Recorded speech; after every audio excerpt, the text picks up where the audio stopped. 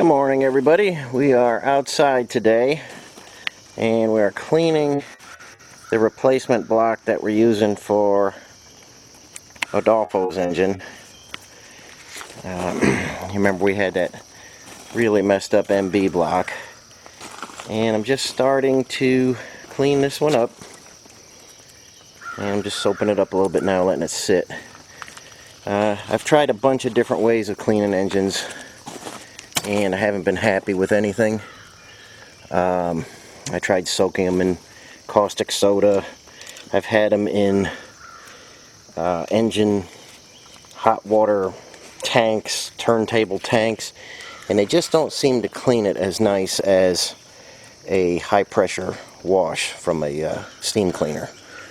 So I've got a steam cleaner set up right now, and we are just trying to get all the grime out of this tappet valley here.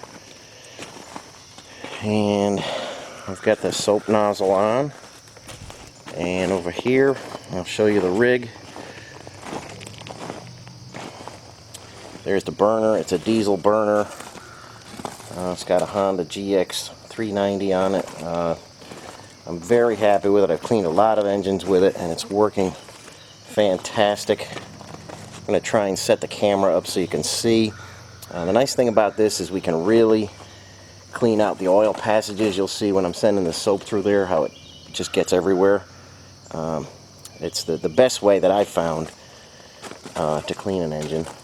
I was doing them for a little bit with just a cold water pressure washer, and I didn't like that, so I went out and got the best one that I could find, and it's been working flawlessly.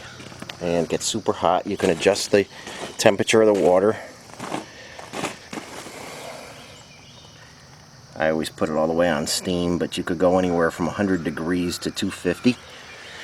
And got a key start there. And we're just using some Dawn industrial heavy duty cleaner, and we'll get this guy cleaned up. It's a little damp and cool this morning, so we're not going to put the primer on that CJ5 body just yet. We're going to wait for the sun to get up, warm things up a little bit, burn the dew off, then we will start shooting primer on that. But for now, we're going to get this cleaned up, get it back on a stand, and I'm waiting for some guides to come in. As soon as the guides are in, we can go ahead and put the seats in and stuff. But perfect day, nice and cool this morning to get this guy cleaned up.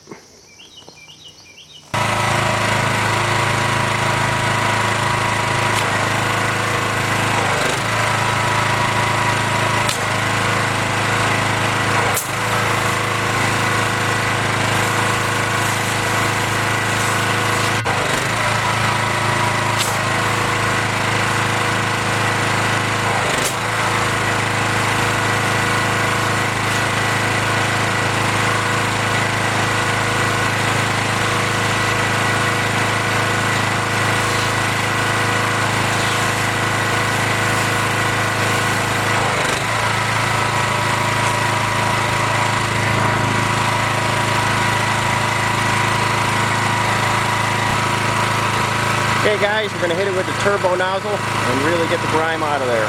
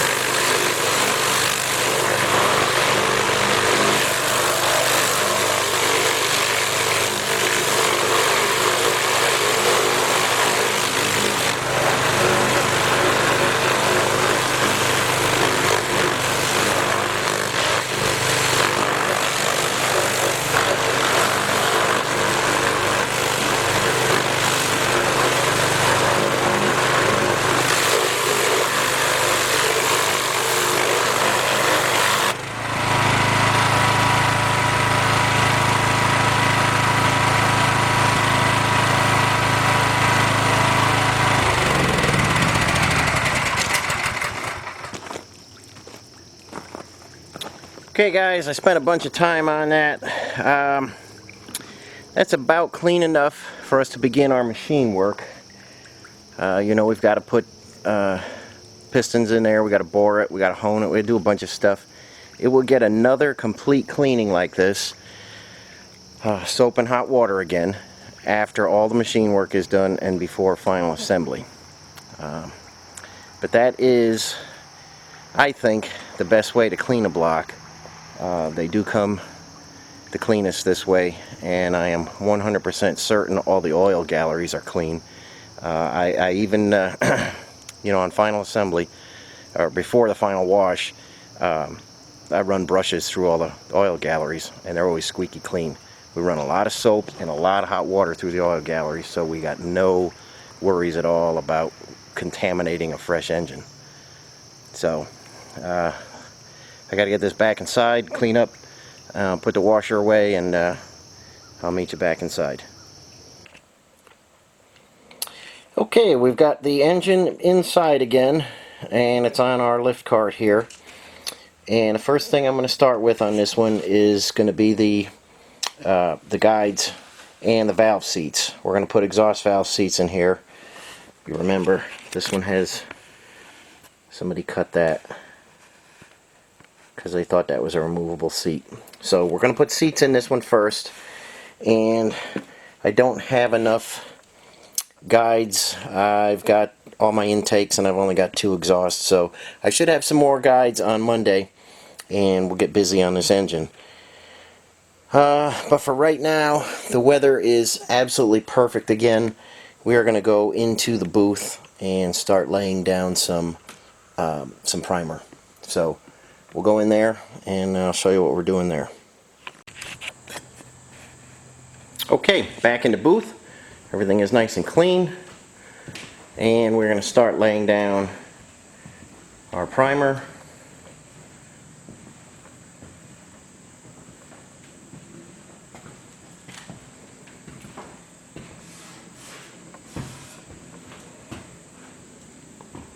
Everything is looking good. So what we're going to use for primer is, again, an SPI product. We're going to use their turbo primer, and it goes on very nice. And let's get over here, and it's a 4-to-1 mix, 4 parts of your turbo primer to 1 part of the activator. I've got a whole bunch of it right here, and it dries quickly. You can sand quickly. So we're going to start laying that down. Like I said, we'll probably do probably 4 coats, just so we can start doing our wet sanding and see where we're at. But we're going to lay 4 coats down, probably about 15 minutes between coats. So it does take a while. You need a very big nozzle gun, and we're going to use our SATA gun with a 2.5 nozzle, and I'll show you that when I get it out.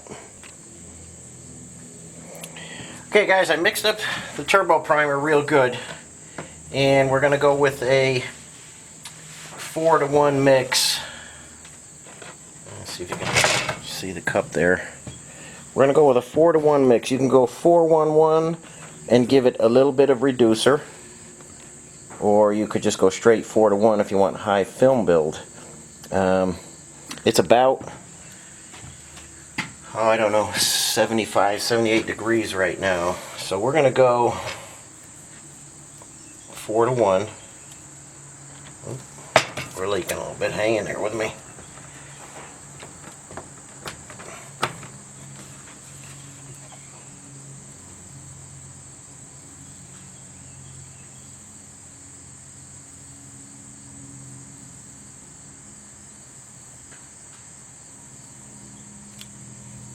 Okay, there's 4. We had a little bit of a leak there with our pour spout.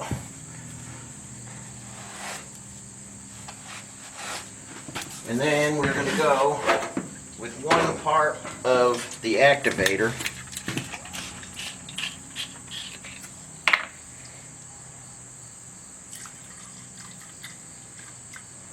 And depending on how it sprays, I may give it a little shot of reducer to slow down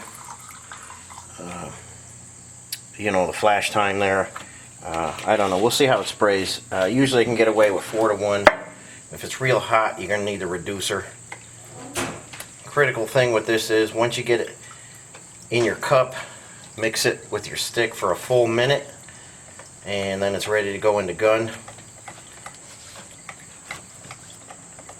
So we'll get that mixed, we'll throw it in the gun, and we'll head out into the booth.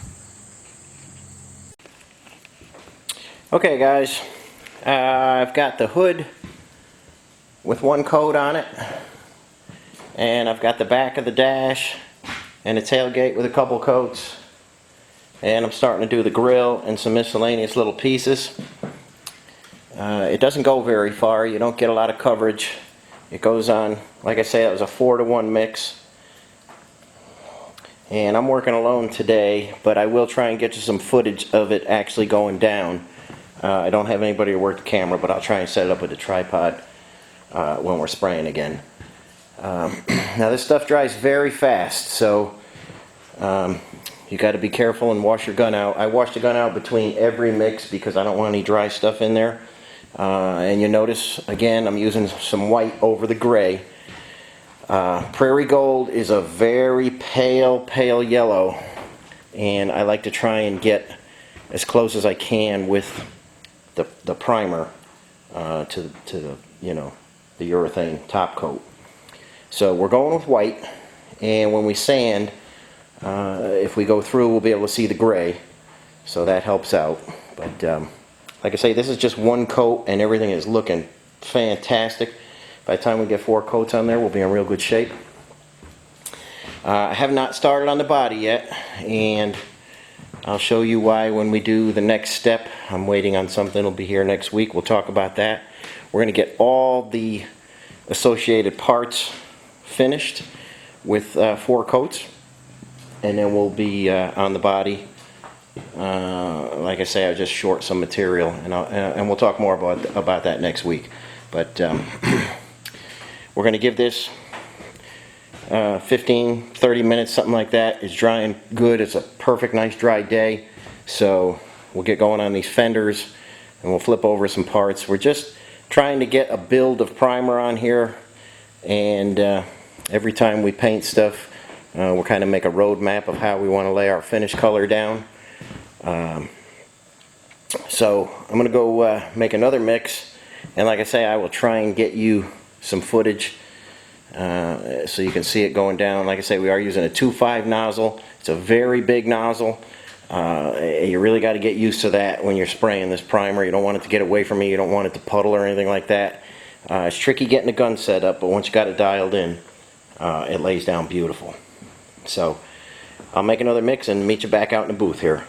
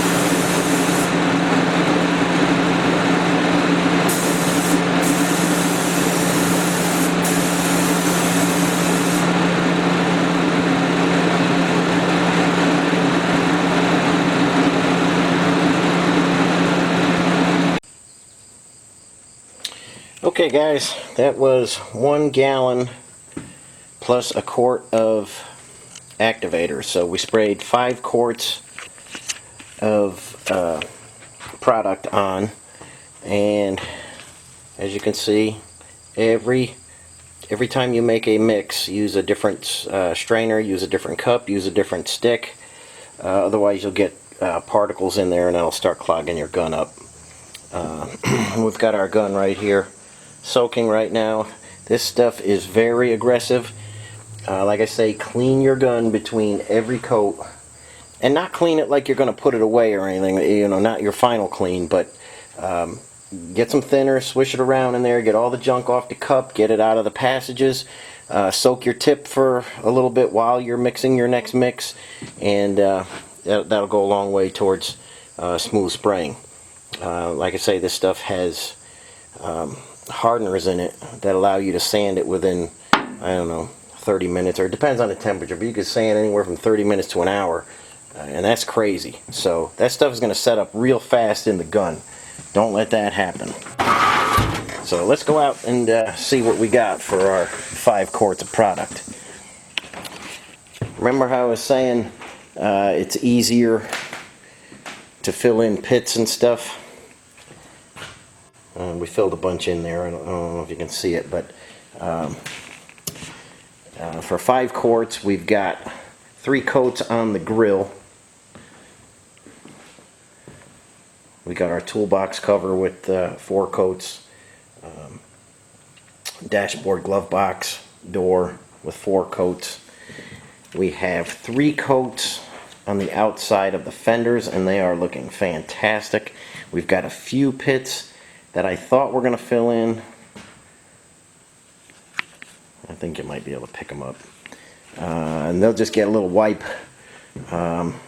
This one is looking real good. 3 coats on here. We'll sand it and see if we got anything else to do. We've got the dashboard here. That's got 3 coats. 3 coats on the tailgate. We've got 4 coats on the hood, and it looks like that's going to fix that up just perfectly. I don't see any pitting left, and it looks real good. I did not do anything with the underside of the hood. We're gonna get to that. And like I say, I'm basically doing all the accessories today. We'll get back to the body and do that all on one day. That's probably going to take another 2 gallons worth of product. Well, 10 quarts probably, because we got to do the underside, we've got to do the inside, and we've got to do the outside. There's a lot to these guys. It's not like just painting a pickup truck or something where you paint the outside of the cab and call it good. There is a lot of surface area we need to cover with the primer, and that's the only way you get, you know, a good job, is take your time, cover all the surfaces, put enough coats where you could sand it smooth, and all the prep work now is going to make that prairie gold go down perfectly. It's going to lay down very nice, I'm sure of it. We'll get to wet sanding all this stuff, and like I say, if there's any, you know, little boogers or boo-boos in there, we'll take care of them with just some fine finishing putty. But everything is looking fantastic, and we are going to call it quits for today on this project and get back to it on Monday, and we'll take care of the body. And if the weather stays with us and it stays beautiful like it is, it's supposed to get humid again, but if it stays with us, we will be laying prairie gold down very shortly. We're gonna go with the weather. You know, I hate to rush things and have real sticky days where we're trying to retard the paint and stuff, trying to make it not flash off too fast. It's hard to keep a wet edge when it's super humid at 90 degrees. We've got a little more of that coming, but we'll pick and choose our days, and we should have early in the week enough time to at least get the body in 3 or 4 coats of primer. And as always, I'll show you what's happening as it happens. But we're going to call it quits for today. So thanks for watching. Catch you on the next video.